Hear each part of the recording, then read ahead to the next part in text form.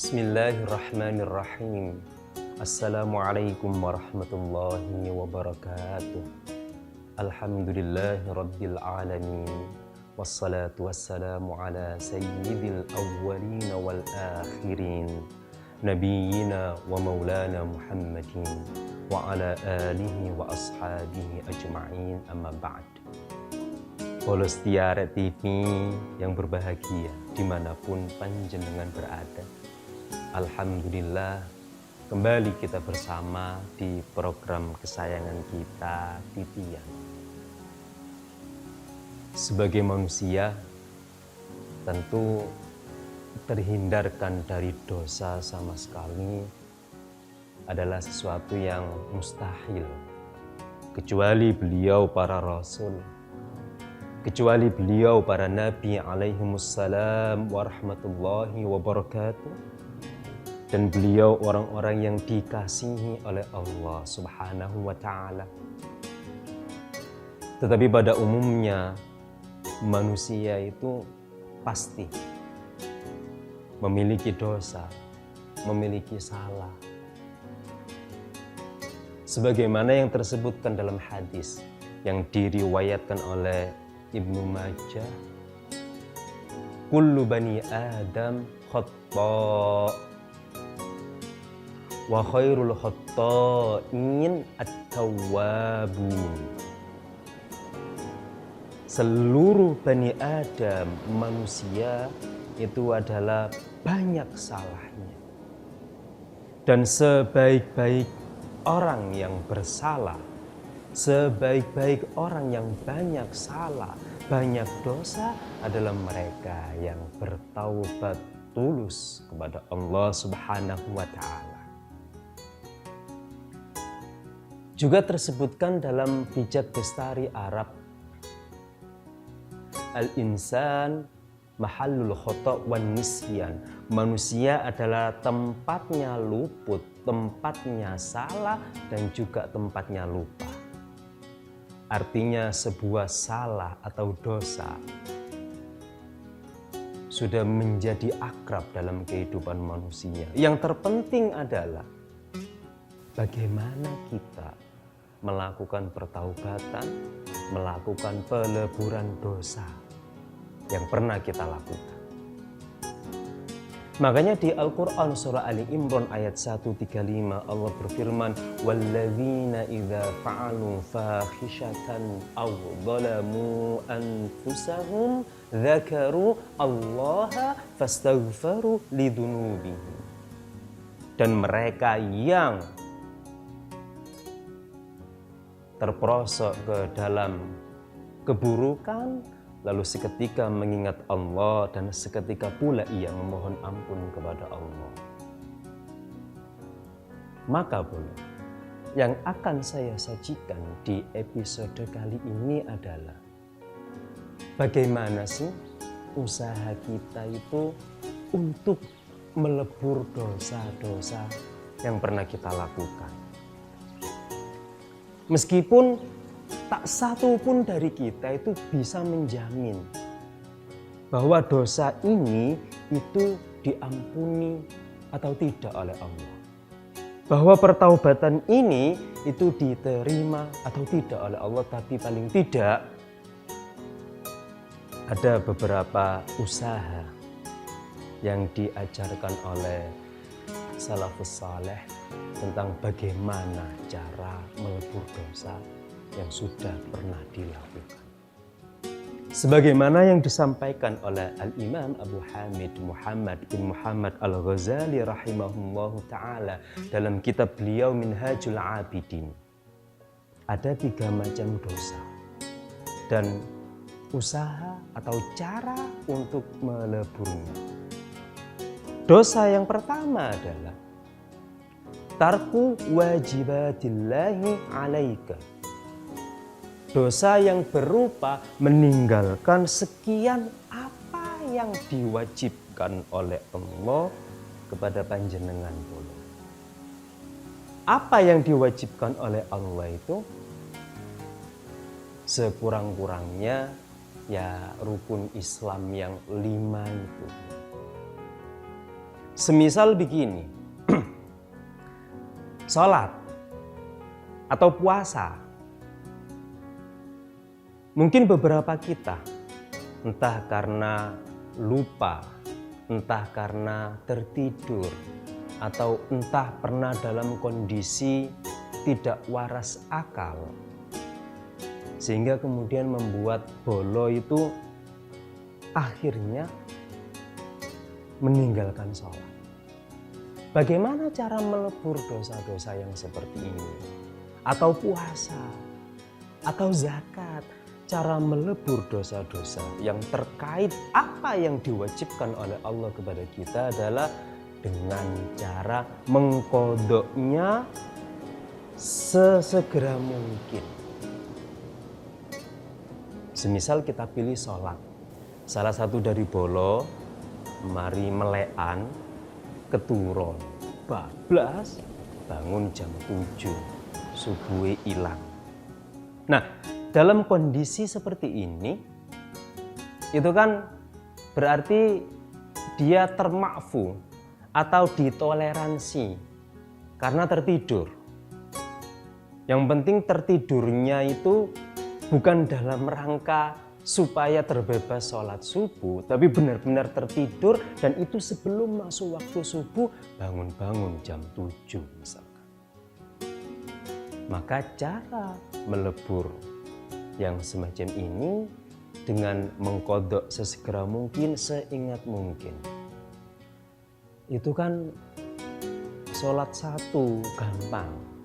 Bagaimana seandainya ada di antara kita itu kebetulan pernah tidak sholat sampai bulan, sampai tahun.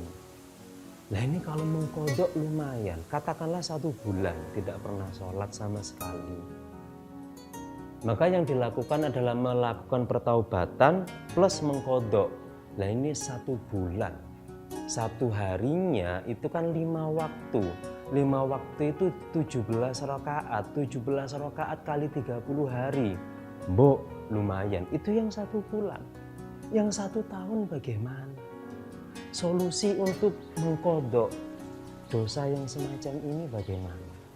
Jangan kemana-mana, boleh tetap di Titian.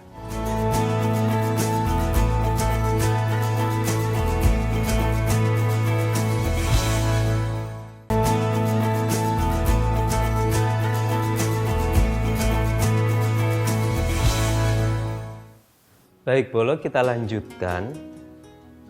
Bagaimana seandainya ini kasuistik nih, ada orang itu pernah khilaf sampai 1 tahun tidak sholat sama sekali.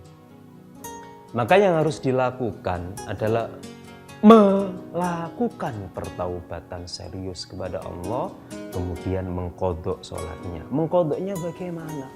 Apa langsung der? Para ulama memberikan solusi. Cara mengkodoknya adalah setiap Anda sholat 2 kali. Lakukan 2 kali. Sholat subuh misalkan. Yang pertama adalah diniatkan adaan sholat hari ini. Kemudian bangun lagi sholat subuh yang kedua, diniatkan untuk mengkodok sholat subuh yang lalu. Jadi setiap sholat itu double. Yang sholat pertama untuk hari ini, sholat kedua untuk mengkodok yang lalu, itu dilakukan sampai masa berapa lama dia tidak melakukan sholat. Kalau 1 tahun, berarti sholat double itu dilakukan selama 1 tahun. Yang sholat pertamanya untuk hari ini, yang sholat keduanya untuk mengkodok yang kemarin. Kalau seandainya lupa, sudah berapa lama? Ya, pakai perkiraan yang terpanjang. Pakailah perkiraan yang terlama dari yang Bolo ingat. Dan lakukan seperti tadi. Tapi kalau seandainya yang harus dikodok itu tidak terlalu banyak, misalkan hanya 1, 2, atau 3 sholat, segera saja lakukan saat ingat. Itu bolong nggih. Itu dosa pertama adalah tarku wajibatillahi alaika, meninggalkan beberapa atau seluruh apa yang diwajibkan oleh Allah untuk panjenengan. Cara meleburnya pertaubatan serius. Kedua, mengkodoknya. Yang berikutnya, yang kedua, dosa dan cara meleburnya adalah dunubun bainaka wa bainallahi azza wa jalla. Dosamu antara dirimu dan Allah Subhanahu wa ta'ala. Semisal Allah melarang kita untuk menenggak khomer. Khomer itu bukan hanya miras, tetapi termasuk di dalamnya adalah narkoba.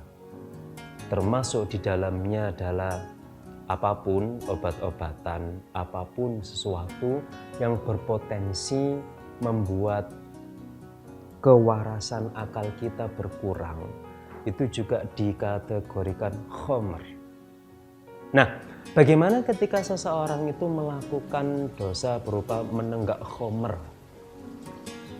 Nah, cara meleburnya adalah tetap satu, melakukan pertaubatan serius. Kedua, tidak mengulangi dosa ini. Nah, ini ada tambahan dari ulama kita, ulama Indonesia, namanya Syekh Ihsan Jampes. Beliau dari Jampes. Beliau menambahkan begini, kalau ragam dosa atau model dosa yang terkait pelanggaran seperti minum khamr itu bisa dilebur dengan cara bersedekah berupa minuman yang halal. Jadi diingat-ingat nih, saya pernah mabuk berapa liter ya? Misalkan bisa diingat, oh kira-kira berapa liter? Banyak liter lah, kira-kira 50 liter. Maka dari Syekh Ihsan Jampes ini rahimahullah ta'ala boleh atau beliau memberikan tips cara meleburnya adalah dengan bersedekah 50 liter minuman yang halal. Ini sebagaimana yang beliau berdasarkan hadis baginda Nabi Muhammad sallallahu alaihi wasallam, ittaqillaha haitsuma kunt wa atbi'is sayyi'atal hasanata tamhuha wa khaliqin nas bi khuluqin hasanin. Bertakwalah kalian kepada Allah dimanapun kalian berada dan ikutilah keburukan itu dengan kebaikan, niscaya akan menghapusnya. Bolo, jika telah melakukan apapun keburukan, lalu kita menyertainya dengan kebaikan, kebaikan ini akan mampu menghapus keburukan yang telah kita lakukan.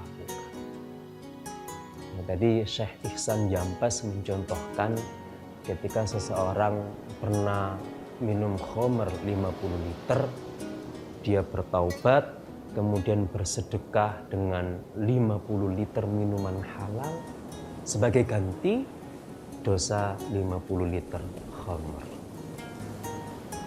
Contoh pelanggaran lagi misalkan berzina. Sama. Berzina ya harus melakukan pertaubatan serius. Melakukan pertaubatan serius ini sebagaimana yang pernah dilakukan oleh sahabat Ma'is bin Malik al-Aslami. Beliau kan berzina kemudian melakukan pertaubatan di hadapan baginda Nabi. Beliau tahu resikonya adalah hilang nyawa. Karena mantap jiwa melakukan pertaubatan, dan baginda Nabi menyatakan taubat Ma'is bin Malik al-Aslami radhiyallahu ta'ala anhu diterima oleh Allah Subhanahu wa ta'ala. Coba lagi. dosa antara panjenengan dengan Allah. Yang berikutnya ini agak rumit dan tersulit. Apa itu? Jangan kemana-mana, bareng tetap di Titian.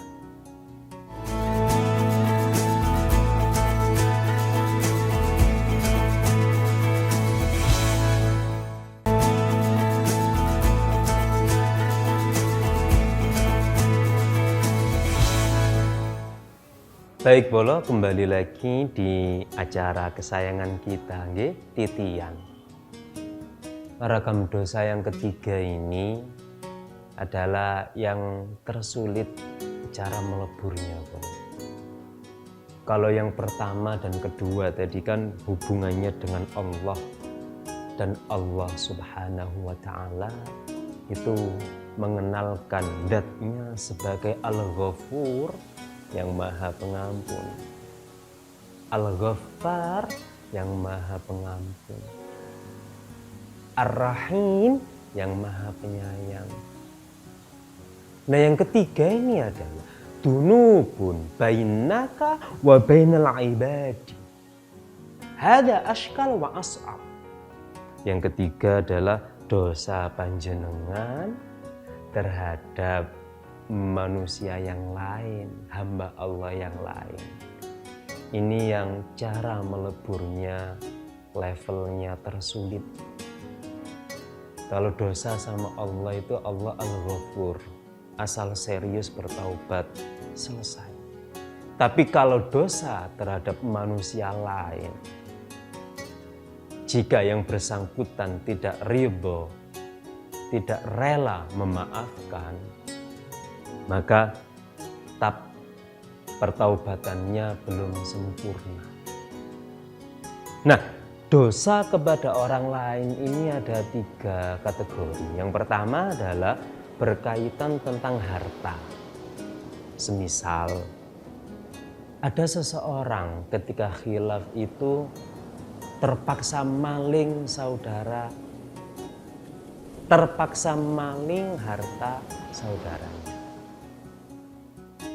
Lalu di akhir-akhir hayat dia tercerahkan oleh hidayah Allah, sadar dan ingat dulu pernah mencuri harta saudaranya, nominalnya sekian. Maka cara melebur dosa yang semacam ini adalah dia harus mengakui kesalahan itu di depan saudaranya yang dicuri tadi. Yang pertama. Yang kedua adalah meminta keikhlasan dan mengembalikan apa yang pernah diambil dulu. Bagaimana jika tak mampu mengembalikan? Tetap harus berupaya mengembalikan. Ada iktikad baik, ada tekad kuat dalam hati untuk mengembalikan harta saudaranya yang lalu. Pengakuan dan minta maaf. 2, beriktikad untuk mengembalikan. Nah, ini harus sampai pada keridhaan saudara dulu, barulah terlebur dosa mencuri yang dulu pernah dilakukan. Atau tidak mencuri, pernah punya hutang, kemudian ya entah karena satu lain hal belum sempat terbayarkan. Bagaimana solusinya? Tetap harus dicari dimanapun beliau yang dulu pernah menghutangi kita. Kalaupun toh yang bersangkutan seandainya sudah berpulang ke rahmatullah, boleh disampaikan ke ahli warisnya. Kalau undetected, misalnya wis gak konangan nandi, terus digoleki gak ketemu. Salafus saleh diantaranya ada yang memberikan solusi. Kamu dermakan nilai uang itu ke dalam kebaikan. Boleh dalam bentuk sedekah ke masjid atau sedekah ke duafa. Dan niatkan, ya Allah, saya ini dalam rangka membayar hutang kepada seseorang dulu yang saat ini tak lagi bisa saya temui. Kalau sudah seperti ini kok ternyata Allah mempertemukan, kewajiban membayar hutang itu belum gugur loh Bolo ya. Belum gugur. Loh, kan sudah diganti dengan sedekah tadi. Sedekah itu kan ketika sampai orang yang menghutangi tadi belum ditemukan. Kalau pada saatnya ditemukan oleh Allah, kewajiban membayar hutang itu belum gugur dan harus diganti. Itu bolong ya. Terkait harta. Yang kedua, dosa terhadap orang lain itu bisa juga terkait jiwa. Berat. Misalkan ada orang khilaf pernah membunuh orang lain. Itu ya dia harus melakukan pertaubatan dan memohon maaf kepada ahli waris keluarga yang dibunuh tadi dan harus minta untuk dilakukan kisos terhadap dirinya. Bolo, dalam konstitusi syariah, dosa hukuman bagi pembunuhan sengaja adalah dibunuh balik atau hukuman mati. Jadi pelaku pembunuhan disengaja ini harus minta maaf ke ahli waris, terus menawarkan diri. Kalau panjenengan ahli waris almarhum ingin mengkisos saya, ingin membunuh saya balik, dipersilahkan. Segitunya cara melebur dosa terkait jiwa. Atau tidak membunuh, pernah dengan sengaja mematahkan tangannya orang lain. Nah itu juga cara melebur dosanya, di samping taubat juga minta maaf, minta yang bersangkutan tadi untuk mematahkan balik tangannya. Yang mana? Yang kanan dulu yang patah. Silakan tangan kanan saya dipatahkan. Itu terkait jiwa. Yang ketiga adalah terkait kehormatan. Hoax misalkan.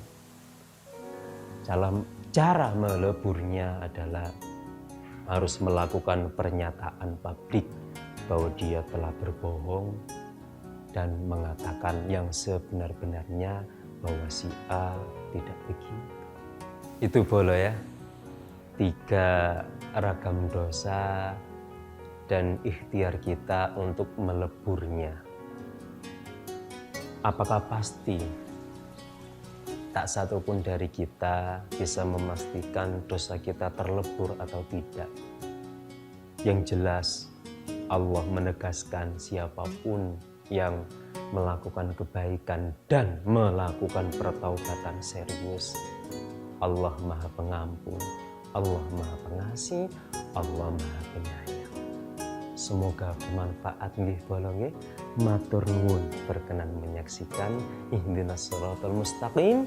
Wassalamualaikum warahmatullahi wabarakatuh.